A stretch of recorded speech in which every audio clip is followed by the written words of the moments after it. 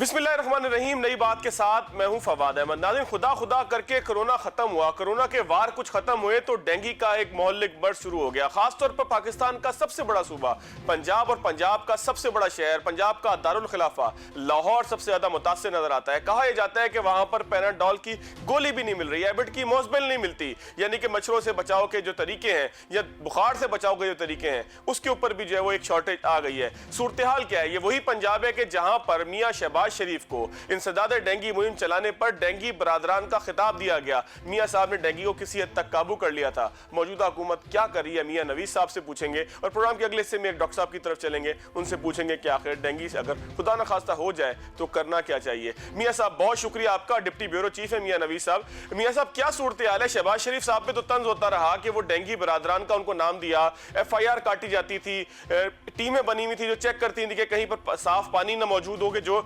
Dengue फैलाने का सबब बन रहा हो। ये हुकूमत क्या कर रही है? जी फाद भाई बहुत शुक्रिया। एक तो ये है कि इस वक्त सूरत हाल ये है कि कोरोना के मरीज़ों से ज़ायद इस वक्त लाहौर के टीचिंग अस्पतालों में डेंगू के मरीज़ हैं और डेंगू जो है वो इस तरह फैला है कि जैसे इस वक्त सरकारी अस्पतालों के मुकम्मल तौर पर जो है वो डेंगू के हवाले से जो है वो जो वार्ड थे एमरजेंसी वार्ड वो भर चुके हैं। सूरत हाल ये है कि पिछले 2 सालों से तमाम फोकस महकमा सेहत पंजाब का कोरोना वायरस के ऊपर था और जो कोरोना वायरस की मैन पावर थी वो सारी की सारी मैन पावर जो है वो डेंगू पर इस्तेमाल नहीं की गई। डेंगू की तमाम मुलाजमीन को जो है वो कोरोना वायरस के ऊपर जो है वो ड्यूटी लगा दी गई। इस वक्त सरकारी अस्पतालों में तो वार्ड भर चुके हैं और डाटा भी सामने आ चुका है। डाटे को छुपाया भी जा रहा है, मौत को भी छुपाया जा रहा है। लेकिन मैं ये बता दूं कि जो डेंगू सर्विलेंस करनी थी जिन टीमों ने, ख़ासतौर पर डेंगू कंट्रोल प्रोग्राम के जो मुलाजमीन थे वो सारे मुलाजमीन कोरोना में काम करते रहे और पिछले 2 सालों से ख़ास तौर पर ये पिछला सीज़न जो बारिशों का गुजरा है उसमें हमने डेंगू सर्विलेंस नहीं की, लार्वा तलफ नहीं किया। टीमें घरों में जाकर बिल्कुल वैसे चेक नहीं करती रही जिस तरह पिछले शहबाज शरीफ के दौर में आपने बताया कि वहाँ पर जो है वो बहुत मेहनत उस वक्त की जाती थी। सुबह 7 बजे मीटिंग वज़ीर आला पंजाब की जानिब से तलब कर ली जाती थी और इस तरह जो है वो एक टीम वर्क के नतीजे में डेंगू पर कंट्रोल पाया था उस दौर में। लेकिन बदकिस्मती से इस दौर में जो है वो सिर्फ बयानात दिए जाते हैं, कहा जाता है कि हम बहुत काम कर रहे हैं, फील्ड अस्पताल एक्सपो सेंटर खोल दिया गया। लेकिन सूरत हाल ये है कि हमने टीम वर्क के तौर पर काम नहीं किया। हमारी जो टीमें थीं उन तमाम टीमों को हमने इस्तेमाल किया कोरोना में, पोलियो में, लेकिन जो डेंगू को बिल्कुल मुकम्मल तौर पर नज़रअंदाज किया। यही वजह है कि जो लार्वा था उसको तलफ नहीं किया गया। जब लार्वा मच्छर बना तो एक बड़ी तादाद में जो है वो मरीज़, मैं समझता हूँ कि इस वक्त लगभग पूरे पंजाब में जो अगर जो सूरत हाल बताई जाती है कि वो 5000 है और 5000 में से मैं अगर बता दूँ आपको 3500 मरीज़ जो है वो सरकारी दादोशुमार के मुताबिक लाहौर के अंदर है। और लाहौर के जो टीचिंग अस्पताल है उनकी जो एमरजेंसी वार्ड है वहाँ पर मैंने जाकर डाटा खुद देखा है। जो अस्पतालों का चार्ट बना होता है, अब कोरोना के मरीज़ कम है लेकिन डेंगू वायरस की वजह से जो लोग बुखार में मुब्तला हुए हैं वो मरीज़ ज़्यादा हैं और अस्पतालों में जो है वो सूरत हाल ऐसी है कि एक बेड के ऊपर तकरीबन 3 मरीज़ों को लटाया जा रहा है। उस तरह की जो है वो डेंगू वार्ड, उस तरह के डेंगू काउंटर अभी तक नहीं बनाए जा रहे। हालांकि पंजाब हुकूमत की जानिब से और वज़ीर सेहत पंजाब डॉक्टर यासमीन राशिद की जानिब से दावे किए जा रहे हैं कि जी उन्होंने बड़ा काम किया, ये बेड मुख्तस कर दिए, ऐसे कर दिया। सिर्फ ज़बानी जुमा खर्च है, ताहम अगर अमली तौर पर देखें तो इस वक्त सरकारी अस्पतालों में डेंगू के मरीज़ों। मियां साहब ये बात दुरुस्त है कि पैराडोल की गोली शार्ट हो गई है, वहां पर एबिट की मोजबिल नहीं मिल रही कि जो मच्छरों से बचाव कर सकती थी। ये बात ठीक है कि पंजाब में लाहौर में खास तौर पर ये सूरत हाल है? जी बिल्कुल, ये आपकी बात दुरुस्त है कि जैसे ही कोई एपिडेमिक या पैराडेमिक आता है, मर्ज़ आती है तो वैसे ही जो है वो जो शॉर्टेज हो जाती है, दवाइयों की शॉर्टेज भी कर दी जाती है। जो कि माफिया बिल्कुल मुतहरक बैठा होता है कि जैसे कोरोना वायरस शुरू में आया था तो हमें एक मास्क जो है वो नहीं मिल रहा था, उसकी शॉर्टेज थी। ऐसे ही जो है वो डेंगू, जैसे ही डेंगू की खबरें चली कि डेंगू बहुत ज़्यादा फैल रहा है और डेंगू के लिए लोगों ने जब अपने हिफाजती इक़दाम करने के लिए इस तरह की चीज़ें ख़रीदने की कोशिश की तो उसकी शॉर्टेज पैदा कर दी गई। एक माफिया हर टाइम जो मुतहरक होता है बदकिस्मती से मौजूदा हुकूमत की जानिब से, ये तो कहा जाता है कि माफिया के खिलाफ वो लड़ रहे हैं लेकिन एक्चुअल जो माफिया है उसके खिलाफ ये नहीं लड़ते और इसी तरह के बयान देकर कह दिया जाता है कि जी वो माफिया के खिलाफ लड़ रहे हैं। चीज बता दीजिएगा मियां साहब, एक आखिरी मिनट है, मुझे सिर्फ ये बता दीजिएगा, शहबाज शरीफ साहब के दौर में 200 रुपए का टेस्ट हुआ करता था डेंगू का, हर हॉस्पिटल पाबंद था। अब टेस्ट कितने का हो रहा है? अगर खुदा न खास्ता किसी को डेंगू हो जाए कहां जाए, कितने का टेस्ट करवाए? जी बिल्कुल, सरकारी सतह के ऊपर तो ये टेस्ट बिल्कुल फ्री है, लेकिन प्राइवेट तौर पर जो है वो ये मौजूदा हुकूमत की जानब से पंजाब हेल्थ केयर कमीशन की जानब से जो है एक बाकायदा तौर पर मरासला जारी कर दिया गया है, जिसमें 90 रुपये फ़ीस मुख्तस की गई है। ये जो है वो इससे पहले शहबाज शरीफ के दौर में ही ये मरासला जारी किया गया था। इस मरासले को दोबारा जो है वो जारी कर दिया गया, और इस वक्त अगर प्राइवेट तौर पर बात करें तो 90 रुपये में हम डेंगू का टेस्ट करवा सकते हैं। और ख़ास तौर पर अगर सरकारी अस्पतालों, टीचिंग अस्पतालों की बात करें तो वहाँ पर जो है वो मुफ्त है, लेकिन वहाँ पर किट्स की दस्तयाबी भी अभी हमारे नॉलेज में आ चुका है कि वहाँ पर किट्स की दस्तयाबी नहीं है। लोगों को बाहर ही जाना पड़ता है और बाहर से ही टेस्ट करवाना पड़ता है। पंजाब हुकूमत, वज़ीर सेहत पंजाब डॉक्टर यास्मीन राशिद दावे कर रही हैं, लेकिन बुनियादी तौर पर अगर देखा जाए तो इस वक्त सरकारी अस्पतालों की जो सूरत हाल है वो दगरगू है, और वहाँ पर हालात इंतहाई बहुत शुक्रिया मखदूश हैं। मियां साहब, बहुत शुक्रिया, बड़ी तफसील से आपने सूरत हाल बताई। अल्लाह ताला खैर ही करे पंजाब की, खास तौर पर पाकिस्तान की। एक ब्रेक लेते हैं, ब्रेक के बाद आगे की तरफ।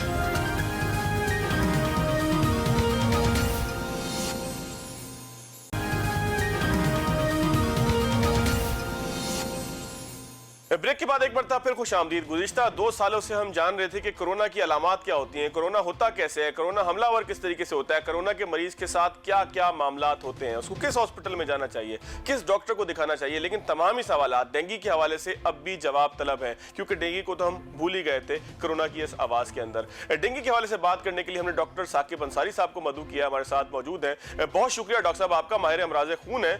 डॉक्टर साहब, कोरोना का तो हमने तमाम चीज़ें जानते रहे कि कोरोना होता कैसे है, सांस के जरिए आएगा, खांसना नहीं है, चीखना नहीं है, मास्क पहन लें।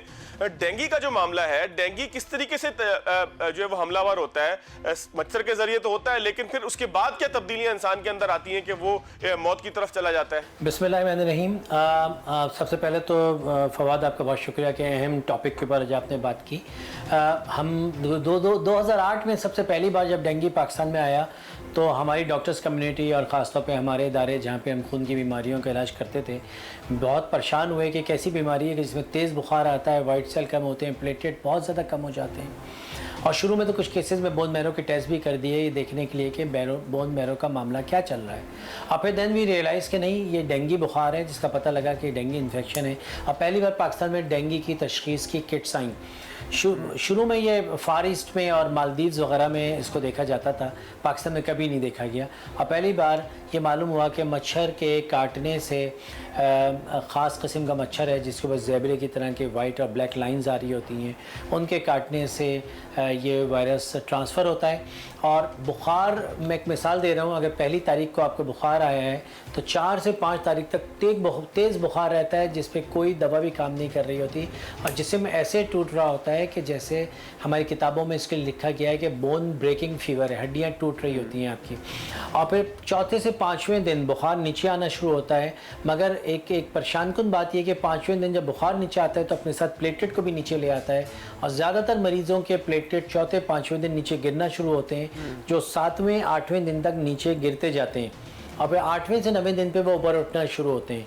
तो ये वो नाजुक टाइम होते हैं दोनों। शुरू का तो होता ही है नाजुक के तेज़ बुखार आ रहा है, मगर हमारी डॉक्टरी के हिसाब से जो सेकंड फेज़ है ये ज़्यादा नाजुक होता है, क्योंकि इसमें आपके प्लेटलेट बहुत कम हो जाते हैं, और प्लेटलेट कम होने की वजह से अल्लाह ना करे डेंगू हेमरेजिक फीवर या डेंगू हेमरेजिक सिंड्रोम जो है वो उस तरफ बात चली जाती है, और जिस्म के किसी भी हिस्से से अल्लाह ना करे खून के बहने का सिलसिला शुरू हो सकता है।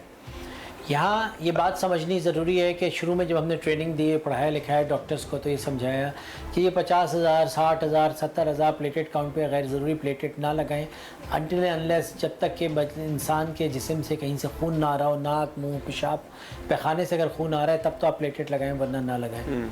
मगर हम ये ऑब्ज़र्व कर रहे हैं बहुत ज़्यादा, एक नई बात जो हम करना चाह रहे हैं वो ये कि 10,000, 15,000, 20,000 पे भी प्लेटलेट आ जाते हैं तो प्लेटलेट नहीं लगाए जाते। और इसमें यहाँ पे ये बात समझना ज़रूरी है कि नहीं, एक अपने तजुर्बे के हिसाब से, अपने एक एक्सपीरियंस के, कोई रिटर्न गाइडलाइंस आपको ये नहीं बता सकती कि एग्जैक्टली इस नंबर पे प्लेटलेट लगाओ। 15 से 20,000 डेंजर साइन है, 20,000 से कम होने पे प्लेटलेट लगाने का जहन बनाइए, और 15,000 से कम पे तो लाजमी प्लेटलेट लगाइए। अल्लाह न करे ऐसा ना हो कि किसी का प्यारा हाथों से चला जाए और हम गाइडलाइंस ही ढूंढते रह जाएं कि रिसेंट गाइडलाइंस क्या कह रही हैं। हाँ ठीक है, 40-50 हज़ार के ऊपर कहीं से खून नहीं आ रहा तो प्लेटलेट लगाने की कोई ज़रूरत नहीं। अच्छा डॉक्टर साहब, तशखीस कैसे होगी इसकी? किस डॉक्टर के पास जाएं, डॉक्टर से क्या बात करें, टेस्ट कैसे होगा? मतलब पूरा कोरोना का मरहला तो हमने समझ लिया था कि कोरोना में क्या कुछ करना है, लेकिन एक मरतबा फिर बताइएगा कि डेंगू के अंदर अब तशखीस कैसे होगी, किस डॉक्टर के पास जाएं? किसी डॉक्टर का तो हमें पता ही नहीं कि हम अब किसके पास जाएं। बुखार हो गया है, डेंगू में तो पता था कि जी हॉस्पिटल जाना है, जाके बताना है कि जी कोरोना के अंदर कि कोरोना हो गया तो वहां पर इलाज शुरू हो जाएगा। इसमें क्या करना है? नहीं, देखिए, इसमें सबसे इंपॉर्टेंट रोल तो जनरल प्रैक्टिशनर का है, आपके महल्ले इलाके गली का वो डॉक्टर जिसको आप बचपन से दिखाते हैं, जो आपका फैमिली फिजिशियन है। फैमिली फिजिशियन बैकबोन है। फैमिली फिजिशियन उस स्टेज पे आपको हेमेटोलॉजिस्ट को या सीनियर फिजिशियन को उस वक्त रेफ़र करेगा जब वो ज़रूरत समझेगा। मैं यहाँ पे बात बता दूँ, जिस तरह आपने एक बात शुरू में कही थी कि किसको डरना है, किसको नहीं डरना, किसको परेशान होना है, कब परेशान होना है, कब नहीं परेशान होना है, ये बहुत अहम सवाल है आम आवाम के लिए। डेंगू तशख़ीस हो गया मगर फीवर उतर चुका है और प्लेटेट काउंट आपके 75,000 1 लाख से नीचे नहीं जा रहे, 80,000 90,000 1 लाख के ऊपर आपके प्लेटेट हैं, तो आप अपने महल्ले इलाके के डॉक्टर के पास जाइए, डेली बेसिस पे सीबीसी कराइए, उसको दिखाइए। और सबसे कम 60-70 हज़ार होके फिर उठना शुरू हो गया, 80-90 हज़ार पे चले गए, लाख को क्रॉस कर लिया, वापस बेहतर हो गए, तो बस काफ़ी है, आपका फैमिली फिजिशियन इज़ इनफ, उसी को दिखाइए। मगर अगर आपका फैमिली फिजिशियन ये महसूस करता है कि दो कैफियत जो डेंगू में फ़िक्र वाली होती हैं, या तो जिस्म में किसी हिस्से से खून आना शुरू हो गया या प्लेटेट 50,000 से कम हो गए हैं, तो वो आपको रेफ़र करेगा ऐसे अस्पताल में कि जहाँ पे प्लेटेट लगाने की फैसिलिटीज़ हों और एडमिशन की फैसिलिटीज़ हों। और दूसरा इम्पॉर्टेंट चीज़ होती है डेंगू शॉक सिंड्रोम। जिस वक्त तेज़ बुखार आता है उस वक्त कैपिलरी लीकेज सिंड्रोम भी कहते हैं कि वेसल्स से, खून के शरियानों से पानी लीक होकर एक्स्ट्रा वेस्कुलर स्पेसेस में, फेफड़ों में, पेट में चला जाता है और इससे फिर सांस फूलने का अमल शुरू हो जाता है और सर में शदीद दर्द होता है, हड्डियों में शदीद दर्द होता है और कोई बात आपको समझ में नहीं आती, आंखों के आगे अंधेरा आता है, क्योंकि नसों में, खून की रगों में, खून के शरियानों में सेल्स का एलिमेंट कहीं ज़्यादा हो जाता है, पानी का एलिमेंट कहीं कम हो जाता है, क्योंकि नसों से पानी लीक होकर टिश्यू में चला जाता है। तो इस वक्त पेशेंट को एडमिट करके ड्रिप लगाने से ये सारे सिम्टम्स रिलीज हो जाते हैं। बिल्कुल ठीक है।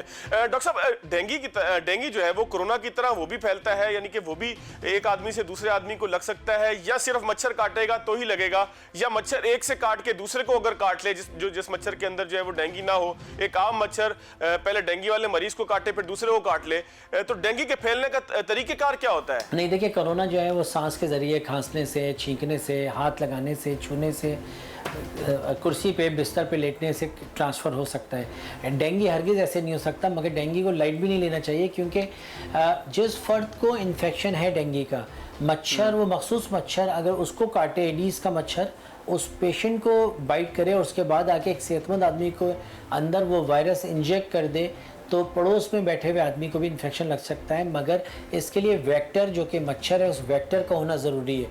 अगर कोई मच्छर है ही नहीं तो सिर्फ छींकने, एक प्लेट में खा भी लें, एक गिलास में पानी भी पी लें तो नहीं लगेगा।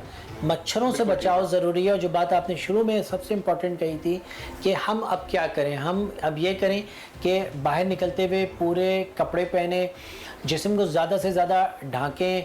आजकल नौजवानों में चड्डे पहनने का रिवाज बहुत बढ़ गया है, तो ये चड्डे is directly proportional to dengue infection. जितने आपको मच्छर काटेंगे, फिर ये फार्म हाउसेस के ऊपर और हाईवे के ऊपर और रेस्टोरेंट्स के ऊपर, कच्ची घासों के ऊपर, चाय की जगहों के ऊपर जहाँ पे रातों को मच्छर आपके जिस्म को काट सकते हैं, उन चीज़ों से आपको अवॉइड करना है। अगर बहुत निकलना ज़रूरी है तो पूरे कपड़े ढांक के, पूरा जिस्म ढांक के निकलिए, जिस्म के हिस्से खुले ना हो कि जिनके ऊपर मच्छर को एक्सेस हो, और मच्छर के ज़रिए एक अजीब इत्तफाक है, आमतौर पे आपने भी महसूस किया, आपका तो बहुत ज़ाती मुशाहिदा तजुर्बा भी हो गया कोरोना का, और आपकी सोसाइटी की नफ्स पे भी आपका हाथ है कि एक्सट्रीम एजेस में ज़ईफ़ और बुज़ुर्गों को बहुत ज़्यादा नुकसान हुआ उस बीमारी से।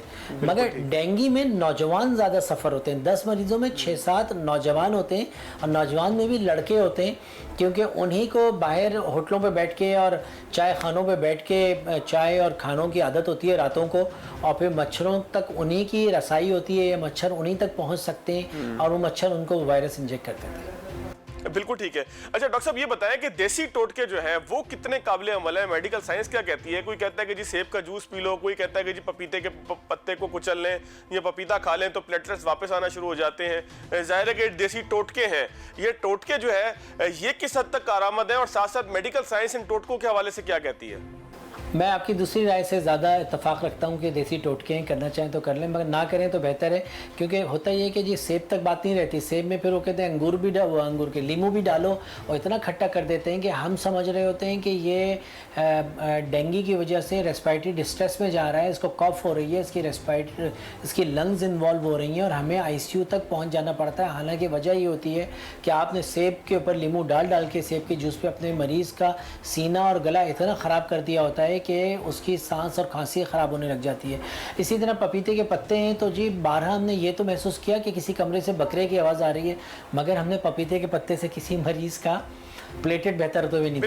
بالکل ٹھیک ہے ڈاکٹر صاحب، بہت شکریہ آپ کا۔ ناظرین یہاں پر ایک چھوٹا سا بریک لیں گے، بریک کے بعد آئیں گے تو حافظ نعیم الرحمان صاحب کی طرف چلیں گے، کیونکہ ہم دیکھ رہے ہیں کہ کراچی شہر کو بھی ایک ڈینگی لگا ہوا ہے جو کراچی شہر کو کھا رہا ہے، کراچی شہر کو موت کی طرف دھکیل رہا ہے، اور وہ ڈینگی ہے کام نہ کرنے کا، شہر کو کوئی پیکج نہ دینے کا، پیکج اعلان کرنے کے بعد یہاں پر کوئی کام نہ کرنے کا۔ جماعت اسلامی کیمپین چلا رہی ہے، حافظ نعیم الرحمان سے بریک کے بعد پوچھیں گے کہ آخر ہے کیا۔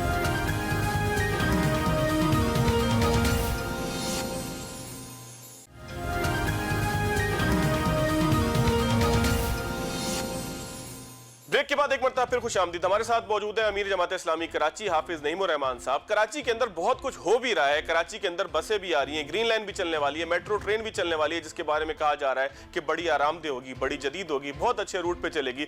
گورنر صاحب نے بتایا کہ مزید بسیں بھی آ رہی ہیں، اس کے باوجود بھی حافظ صاحب احتجاج کی طرف جا رہے ہیں، بینرز لگے ہوئے نظر آ رہے ہیں، شہر میں جلد سے جلوس ہوتے ہوئے نظر آ رہے ہیں، شہر کے حقوق کے حوالے سے بات ہو رہی ہے۔ آخر جماعت اسلامی کیوں مطمئن نہیں ہو رہی؟ حافظ صاحب سے پوچھیں گے۔ حافظ صاحب بہت شکریہ آپ کے وقت کا۔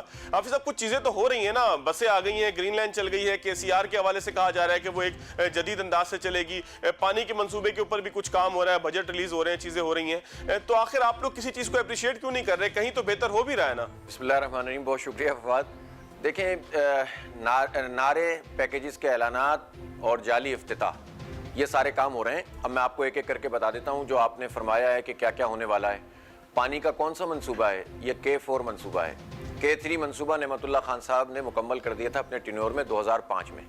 K4 کے لیے 2002 سے کراسپونڈنس شروع کر دی تھی، خط و کتابت، کہ بھائی ہمیں پچھلا کوٹا دیا جائے پانی کا تاکہ کراچی میں یہ منصوبہ مکمل ہو سکے۔ پری فیزیبلٹی کے لیے کمپنی ہائر کر لی تھی۔ نعمت صاحب کے بعد 2-3 میئر MQM کے رہے، پیپلز پارٹی 13 سال سے مسلسل اقتدار میں ہے، اور اب 3 سال سے PTI ہے، بیچ میں 5 سال وفاق میں نون لیگ۔ MQM ہر حکومت میں شامل ہوتی ہے، آپ کو معلوم ہے۔ ان سب لوگوں نے مل کر ایک بوند پانی کا اضافہ کراچی میں نہیں کیا۔ کراچی کی آبادی کہاں سے کہاں پہنچ گئی ہے۔ اب جو K4 منصوبہ، جس کے بارے میں پرائم منسٹر نے پچھلے دنوں یہ کہا کہ میں نے چیئرمین وابڈا سے بات کی، انہوں نے کہا 2 سال میں مکمل ہو جائے گا۔ یہ عمران خان صاحب یا تو بہت سادے ہیں یا ہمیں بہت سادہ سمجھتے ہیں۔ مطلب حد ہو گئی ہے کہ وہ منصوبہ جس پہ بقول ان کے گورنر کے 250 ارب روپے لگیں گے، جس میں اس سال انہوں نے صرف 15 ارب روپے رکھے ہیں۔ پچھلے 15 ارب جو تھے وہ تو ضائع ہو گئے۔ پچھلے جو K4 کا وہ ایک تفصیل ہے کہ کس طرح سے جو ہے وہ ایک غلط طریقے سے غلط روٹ کے اوپر یہ منصوبہ بنایا گیا اور اب اس کو امینڈمنٹ کر دیا، ختم کر دیا۔ بجائے اس کے روٹ چینج کرتے، اثر نو یہ منصوبہ بنتا، اسی روٹ کو دوبارہ پریشرائز پائپ کے ذریعے سے کرنے کی کوشش کی جا رہی ہے، جس میں ٹیکنیکل مسائل بھی آئیں گے، اس میں پانی پہنچنے کے مسائل بھی آئیں گے، اس میں پمپنگ اسٹیشن کے ایشوز آئیں گے، اس میں بڑے بڑے جو ہے وہ چڑھائیاں اور اترائیاں آئیں گی، سائفونز بنانے پڑیں گے۔ جو لوگ ٹیکنیکل چیزیں جانتے ہیں وہ اس بات سے واقف ہیں کہ یہ وائبل منصوبہ اس طرح نہیں ہے۔ ظاہر ہے کہ یہ سارا بوجھ جو ہے صارفین پہ ہی پڑے گا، جتنا بڑا خرچہ اس کا۔ حافظ صاحب اگر آپ کی اجازت ہو تو میں وضاحت کر دوں، میرے ساتھ ایک MD واٹر بورڈ ایک موجود تھے، ان کا کہنا تھا کہ یہ منصوبہ جب بھی بنایا گیا، اس کی جب بھی ورکنگ ہوئی تو گوگل میپ کو اٹھا کے وہاں پر لائنیں لگا کے بتایا گیا کہ منصوبہ اس طریقے سے ہوگا۔ اپنی بات کنٹینیو کیجیے گا۔ آپ کی بات یہ بالکل درست ہے کہ اس منصوبے کو جب بھی بنایا گیا گوگل میپ کے اوپر بنایا گیا، آن سائٹ دیکھ کر چیزیں نہیں بنائی گئیں، پمپنگ اسٹیشن کہاں بنیں گے آخری وقت تک لوگوں کو نہیں پتا تھا، اور آج بھی صورتحال اس سے ملتی جلتی دکھائی دیتی ہے کہ جب سندھ کہتا ہے کہ ہم نے اپنے حصے کے پیسے دے دیے، وفاق پیسے دے اور منصوبے کو بنایا۔ آپ کی بات بالکل درست ہے، میں نے صرف ریکارڈ کے لیے جملہ عرض کیا تھا، آپ کنٹینیو کیجیے گا۔ نہیں بالکل، آپ کی بات بالکل درست ہے۔ اچھا اب آ جائیے آپ، یہ جو اب اسی جگہ پہ بھی چلیں، اگر یہ بنانا ہے تو ابھی تو اس کی کنسلٹنٹ ہائر کیا ہوا ہے انہوں نے، اور اس کی ابھی تو ڈیزائننگ ہو رہی ہے۔ تو اگر ڈیزائننگ ابھی ہو رہی ہے اور 3 مہینے اس فائنینشیل ایئر کے بھی ہو چکے ہیں، تو آپ مجھے بتائیے، بلکہ 3.5 مہینے ہو چکے ہیں، تو آپ مجھے بتائیے کہ یہ کیا اگلے سال مکمل ہو سکتا ہے؟ جبکہ آپ نے صرف 15 ارب روپے رکھے ہیں، تو 235 ارب روپے اگلے سال عمران خان صاحب کہاں سے لا کر دیں گے ہمیں؟ یہ تو مارے مارے پھر رہے ہیں, IMF سے مذاکرات کر رہے ہیں, جس کے نتیجے میں مزید مہنگائی بڑھ رہی ہے, بجلی کی قیمت بڑھ رہی ہے, پیٹرول کی قیمت بڑھ رہی ہے. غلام ابن غلام لوگ ہیں سارے کے سارے, کوئی فرق تو واقع ہوا اچھا نہیں ہے. حافظ صاحب, اگر K4 بن جاتا ہے تو آپ کو لگتا ہے کہ کراچی کے لیے بس اتنا ہی پانی چاہیے کہ جو آج سے 10 سال پہلے چاہیے تھا جب K4 بنا تھا نعمت صاحب کے زمانے میں, اور اس کے بعد؟ دیکھیں کراچی کی آبادی جو ہے نا اس وقت جو پروجیکشن ہے وہ 3 کروڑ سے زائد ہے. جب یہ K4 کی فیزیبلٹی بن رہی تھی تو اس میں پہلے مرحلے میں 260, پھر 260 اور پھر اس کے بعد 130 ملین گیلن آنا تھا. 3 مرحلوں میں اس کو مکمل ہونا تھا اور یہ 5-6 سال کے اندر یہ کام ہو جانا تھا. یہ کام نہیں ہو سکا اور اس کے بعد جا کر 2014-2016 میں جا کر یہ کام شروع ہوا اور 2-2.5 سال کے بعد یہ پتہ چلا کہ جتنا کام ہو گیا وہ سب ضائع ہو گیا اور پچھلے پیسے ختم, ضائع. اس کا کوئی حساب نہیں دے رہا, کوئی پوچھنے والا نہیں ہے, کوئی فارنزک آڈٹ نہیں ہے, اور کون رسپانسبل ہے کوئی جو ہے وہ پوچھنے کے لیے تیار نہیں ہے کہ صوبائی حکومت سے کوئی پوچھے. اب جو یہ K4 منصوبہ ہے یہ کرتا ہے, اگر دیکھیں ہمارے پاس 600 ملین گیلن پہلے سے ہے, 650 اگر یہ ہو جاتا ہے تو یہ تقریباً 2.5 سے 3.25 کروڑ لوگوں کے لیے تو یہ ضرورت اس کی پوری ہوتی ہے. اس کے باوجود بھی ابھی ہمیں 300 ملین گیلن مزید چاہیے, اور جب تک یہ بنے گا, میں آپ کو ذمہ داری سے کہہ رہا ہوں کہ یہ اگلے سال کیا, اس سے اگلے سال کیا, اور اس سے اگلے سال بھی, جس طریقے سے یہ لوگ چل رہے ہیں یہ 3 سال میں بھی نہیں بنائیں گے, بلکہ یہ پھر اس میں گڑبڑ ہوگی اور پھر یہ کراچی کے ساتھ دھوکہ ہو رہا ہے. یہ میں آپ کو بہت واضح طور پر یہ بات بتا دوں. تو یہ نہیں بنا سکتے, نہ یہ ڈیزائن ٹھیک جگہ پہ ہو رہا ہے, یہ صرف کنسلٹنٹس کو اربوں روپے دیے جا رہے ہیں, اس میں جو ہے وہ ٹیکنیکل تمام لوگوں کو آن بورڈ نہیں لیا جا رہا, اور یہ صرف کمائی کے دھندے ہیں, اور یہ کمائی کے دھندوں میں سب پیسہ کما لیں گے اور آخر میں کراچی کے لوگ سفر کر رہے ہوں گے.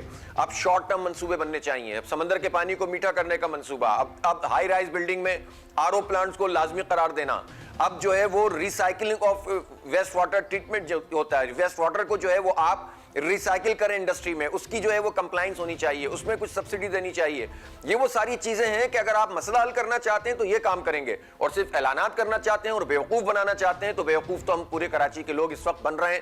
اور یہ پانی کے ساتھ بہت بڑا فراڈ ہو رہا ہے اس وقت, اور اس میں پتہ نہیں کون کون کس کس طرح سے انوالو ہے, سب کی جو ہے اچھا وہ مسئلہ حل کرتے ہوئے محسوس ہو رہا ہے کہ آپ کو کوئی مسئلے کے حل کی طرف ہم جا رہے ہیں, یا یہی محسوس ہو رہا ہے کہ مکھی پہ مکھی بٹھائی جا رہی ہے اور بار بار یہی کہا جا رہا ہے کہ جی K4 بنائیں گے اور بنے گا اور پیسے دے دیں گے؟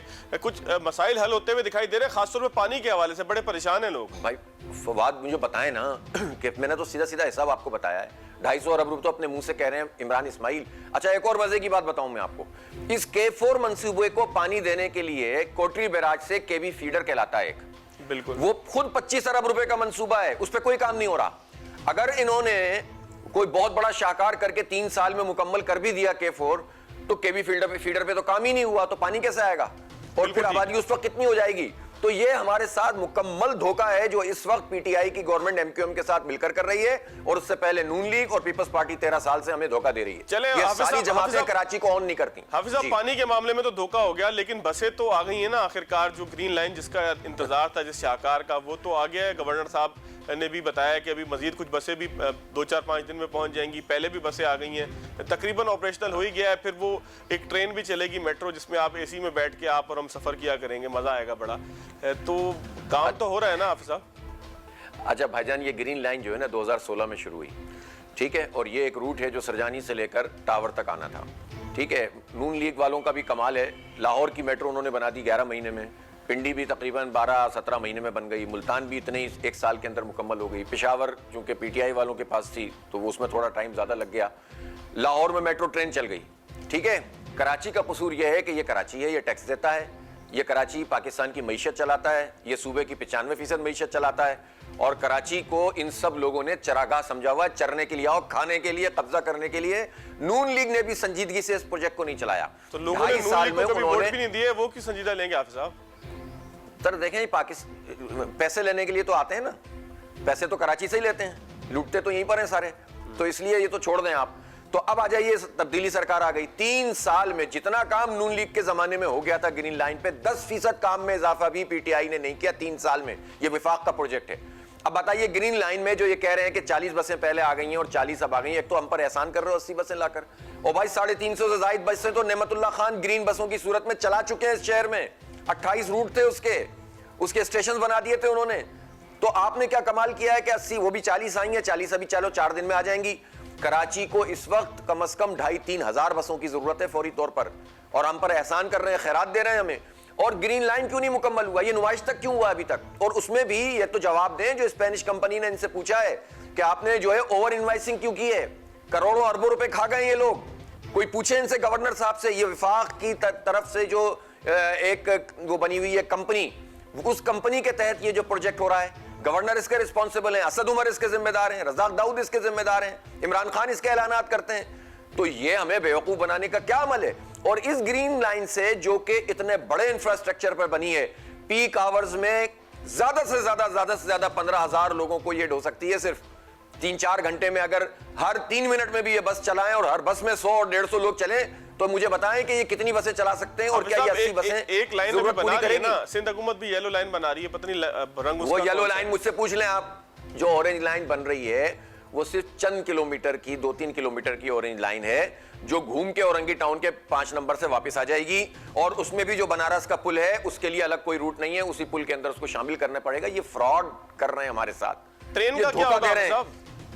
ٹرین تو اگر ان کو چلانی ہوتی تو یہ بھائی 2004 میں اس کا اعلان ہوا, 2005 میں اس کا اعلان ہوا, 11 میں اعلان ہوا, 12 میں اعلان ہوا, پھر افتتاح ہوا, پھر پچھلے سال شیخ رشید نے افتتاح کیا, اور ابھی جو ہے وہ دوبارہ سے عمران خان نے افتتاح کر دیا.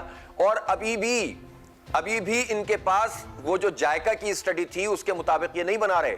اس کے بعد بھی یہ نہیں بتا رہے کہ یہ کس پلان کے تحت بنا رہے ہیں. یہ ابھی صرف جو ایگزسٹنگ سرکولر ریلوے ہے اس کے اوپر, چونکہ سپریم کورٹ میں شور مچاتا اور بار بار سپریم کورٹ میں چیف جسٹس نے کہا کہ آپ کیوں نہیں ٹریکس کو بنا رہے, تو یہ جو افتتاح ہوا ہے یہ صرف اس کے لیے افتتاح ہوا ہے کہ یہ پل بنا دیں گے یا ان کی لائنوں کو کلیئر کریں گے, جس پر کوئی کام اس وقت موجود نہیں ہے. ان سے پوچھیں کانٹریکٹر کون ہے, ان سے پوچھیں پیسے کہاں سے آئیں گے, کس سے ان کا معاہدہ ہوا ہے.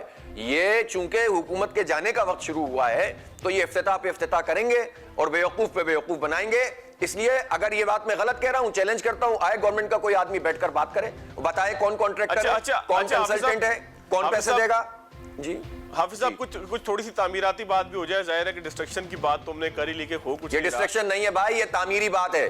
یہ بات فواد اس لیے تعمیری ہے کہ اگر کراچی کے لوگوں کو یہ شعور نہیں ہوگا کہ یہ سارے لوگ جو مینڈیٹ یہاں سے لیتے ہیں اور چھرا بھی گھونپتے ہیں, ان کے خلاف جب تک لوگ اٹھیں گے نہیں, ہماری تقدیر میں اسی طرح ذلتیں رہیں گی. چلیں مزید تعمیراتی بات کر لیتے ہیں, چنچیوں میں گھومتے رہیں گے. مزید تعمیراتی بات کر لیتے ہیں. یہ جو آخری اتوار گزرا مجھے ایک دعوت نامہ موصول ہوا تھا, میں جا نہیں سکا, حیدرآباد تھا, جس میں جو ہے وہ آپ لوگوں نے ایک فورم بنایا تھا, بلڈ کراچی, اسی طرح کا ایک عنوان تھا.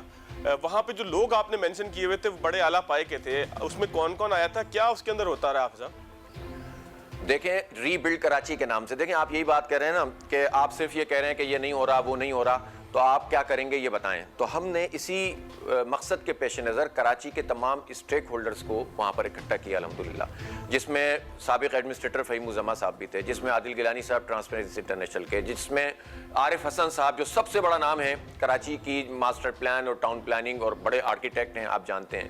اسی طرح ہم نے جو انوائرمنٹ پہ, اسی طرح سے جو ہے وہ ہم نے ایجوکیشن پر, ہیلتھ پر, اور کوئی کلچر پہ, آرٹس پہ, تمام چیزوں کے جتنے بڑے ایکسپرٹ ہو سکتے ہیں ان سب کو بلایا.